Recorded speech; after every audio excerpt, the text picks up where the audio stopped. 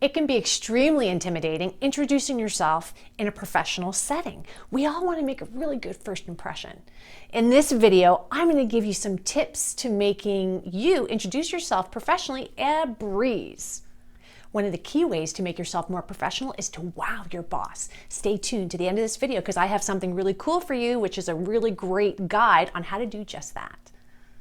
Hi, if you're new here, welcome. My name is Adriana Girdler and I'm a business productivity specialist. Having a very clear, concise, professional introduction that you can say right away is important. As a professional meeting facilitator, I have seen my fair share of really bad intros. So let's get started on how you can have a super professional introduction. Be a person, not a machine. Sometimes in business with introduction, it is really easy to get nervous. And when we get nervous, we become very much, hi, my name is Mary, I'm from HR. Now, I know we don't get really like that automated, but we get so focused on just that. My name, what do I do? Boom, I'm done, and now I can walk away. What I want you to do is I want you to bring something really personal in. People really want to know who you are. It's about connectivity. That's part of the introduction because it's not just in meetings. It's about someone you just met within the organization. Could be a client, could be a supplier, whatever that may be. So this is what I do. Hi, my name is Adriana Girdler. I'm a professional speaker and a business productivity consultant. I help organizations and people do what they do better. One thing that I love to share with you is we just got this amazing puppy. Her name is Yoko and I love her to bits.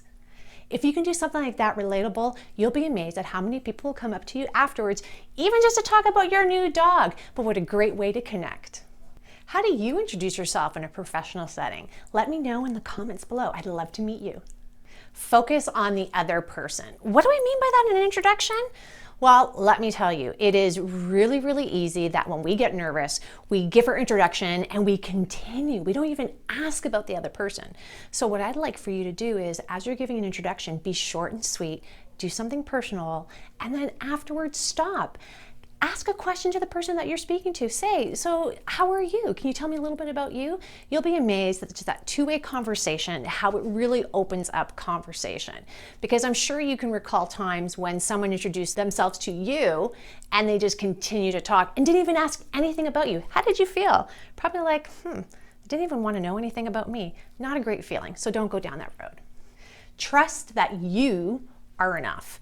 When we're introducing ourselves, sometimes to someone for the very first time, they may be really high up, we want to impress the heck out of them because they're really important. So what do? We rattle off our CV. Well, they don't want to hear about your resume. That's just that. It's what you're doing. That's not the point of the introduction. It's to get a connection. So don't worry about that. Trust that you're enough. Have a conversation. Explain who you are. Explain how you're going to be helping out. But don't rattle off everything. You know how you impress people? Not with the introduction of your CV, but you impress them by actually doing work and accomplishing things and being accountable. I have some really great videos on that, so check it out. For sure, trust in yourself. Remember your business cards. What? What's a business card? For your younger generation out there, you're probably going, what the heck? People don't do business cards. You'll be surprised, business cards are still relevant. In fact, a lot of people who are more senior up actually still use business cards. It's kind of part of the culture. You introduce yourselves, you hand each other your business cards, and then by the way, it's a great way to have all the contact information. Now, I'm not saying it's just about business cards. It is really good to have a set if you're being introduced to a lot of people, but there's other things like LinkedIn and LinkedIn apps where you can actually swap information with people and you can hook up with them on LinkedIn, which is another way to get that information. Highly recommend you do those things ASAP when you meet somebody.